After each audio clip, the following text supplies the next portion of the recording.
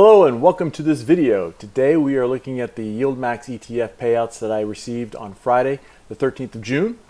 The groups that were affected were the weeklies and Group A.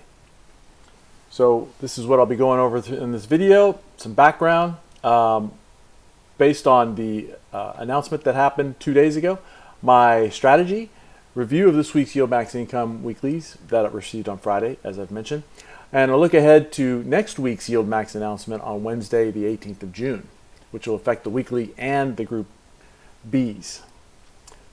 Investing involves the risk of loss. This video is not meant to be financial advice. Other than owning the ETFs presented in this video, I have no affiliation with the companies that issued them. So as background, on 11th of June,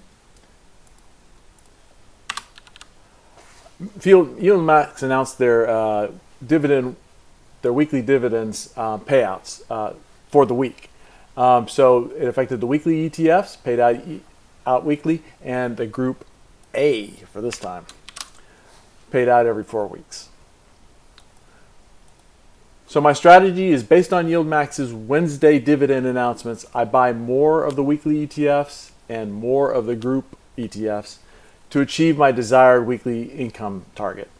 My current monthly income target is, and I wish I had edited this thing before, is $140 per week, or per month, or $1,680 per year. All right, so let's take a look at the numbers here. These are the calculations that I made on Wednesday based on the ETF announcements. And that ETF announcement is right here. So as you can see, it goes through all of the ETFs that they had that were affected. One new one on here for Group A is this BRKC. I guess it's Berkshire.B option income.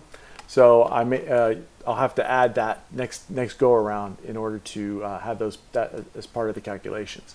But once put into my spreadsheet, as you can see, the 1,680 is here, and I put the latest dividends here and here for these two affected groups. And here's my average. I do a calculation where I want to buy or sell, pretty much buy, based on the average or the latest dividend, whichever one is lower, so that I make sure that I get my goal that I've stated before. So I estimated that I was going to get $2,565.68, and so let's go to what I actually got. I got $2,565.86. I'm 68 cents. Sorry. So why is this in yellow? For some reason, YieldMax sent out money, or gave $3.07 as interest income. That's how Schwab identifies it. The number added up here, but if you're doing dividend calcs or dividend comparisons between Schwab and whatever you put in your spreadsheet, then you got to subtract $3.07 because it doesn't show up as dividend income for some reason. Otherwise, it becomes kind of messy. But regardless, this is how it worked, and it worked out pretty good if you're just trying to figure out the dividends. I don't know why that $3.07 is different. But regardless, for June, I'm doing all right. I got this was the income I got, and I'm quite happy with it. Well, I'm not happy with it. I expected to get over $3,000 based on last month, but last month was a fluke because it had 5 Fridays in it, and this one's only going to have 4. And it seems like my income is generally lower, and it's odd because I've raised my goal. So either way, it did match the number that I expected right here. So I'm quite happy with that. So let's go back to what's going to happen next week. For next week, it's going to be affecting the weeklies and Group B. So here you can see my expected income is roughly right now $1,900. But this, I won't have to change this, but I will have to change this. And to change that, I have some variables above. So if I go, nope, that's not it. What was it supposed to be? Is that 19? It should be 18, sorry. This should be 18. So, all right. So for next week, I'm expecting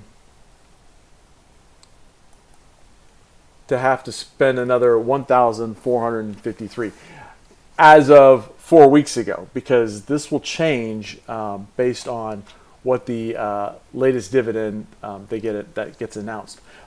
So interesting that I'm going to have to buy more shares and then put that into here. Right now, my margin is 17,249.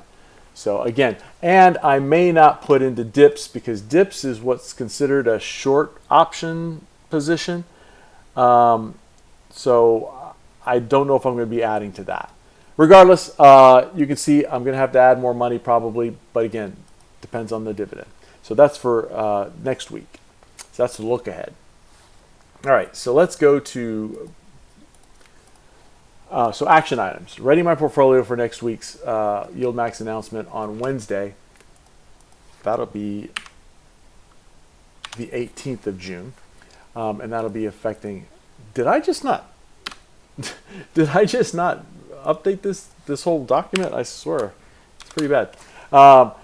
If you want the links to YieldMax and their announcements, they're in the description below. And as always, if you like this kind of video, please comment, like, and subscribe. And also, if you want to see what the announcement was for last week, please click on the video to the right. Thanks for watching, and I will talk to you in the next video. Thanks.